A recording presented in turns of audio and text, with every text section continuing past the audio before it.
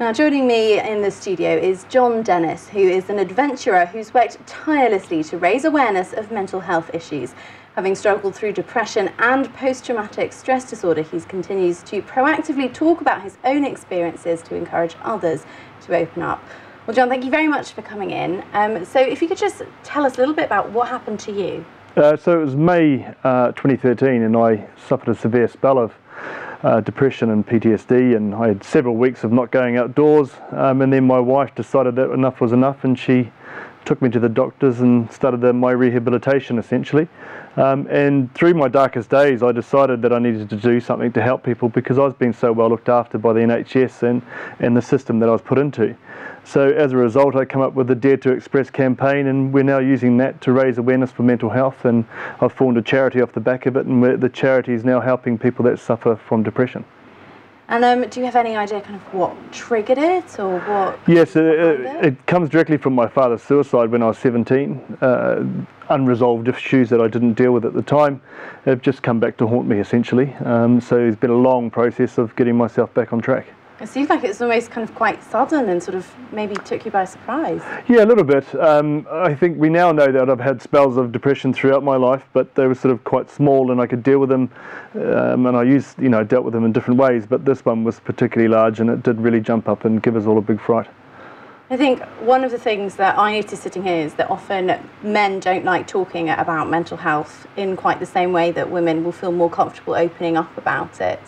So is that something that you think is similar? Oh, absolutely. Particular stigmas? Yeah, absolutely. Yeah, look, there's a huge stigma. You've got a man with supposed to be the strong provider, and he can bear the brunt of the world on his shoulders, and it's just not true. I'm a fairly biggish sort of a guy, and I now tend to be the one that's very happy to talk to people and be quite open about it. But it's also very easy not to talk about it at the same token. But yes, men particularly are just they're too proud, and they don't want people to see that softer side, just in case someone sees a chink in the armour.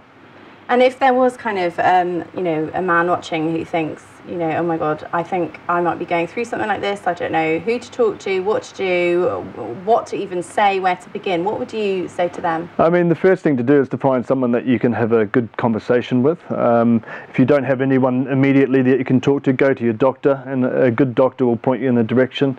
In the south down here, there's a service called iTalk, which is a self-referral service, which is absolutely wonderful. I used it for a short period, but I was so severe that it didn't work for me. But there's, just seek help. Don't be afraid to talk to people. And now, of course, you're kind of taking on these expeditions. Tell us about those. What are they? Yeah, look, I mean, I decided I needed to do something. I've always enjoyed doing expeditions and so forth in New Zealand, which back then we just called fun. It wasn't called an expedition. It's just what we did. Exaggerating things here in the UK. Yeah, a little bit, yeah. And then, so what I did in the short term then was to use what my experiences then and put them into expeditions. And those expeditions are about raising awareness for people with depression. So I've been to Norway, did a big 16-day expedition around Norway, and that was just a wonderful experience, and that there was my second to last night, and it was just absolutely glorious. But it was a great way of finding out about myself, and finding out how it was odd, because I put myself into isolation, which is odd considering I have depression. Yeah. But I felt it was necessary to show people that you can get through the back of things if you're willing to push yourself. And what's next? I have got an expedition in Russia planned early next year, which is across Lake Baikal in southern Russia, which is on the Mongolian border. Mm-hmm. It's a 700-kilometre trip, which is great. But first up, we've actually got a family adventure which I've planned called the 15 and 15, which is 15 national parks and 15 summits. So all of us as a family, my wife and my 2 children, will be travelling around the UK in Gertie, which is our defender, and going to the highest summits in each of the national parks. Wow, and when is Russia going to be happening in winter then, when the lake is frozen? Yes, it will be, yeah, absolutely, yeah. So it'll be late February, yeah, I mean, it's the world's largest and deepest lake by volume on the planet. So it's significant. So it's at the widest part, it's 70 kilometres wide. So it's very exciting.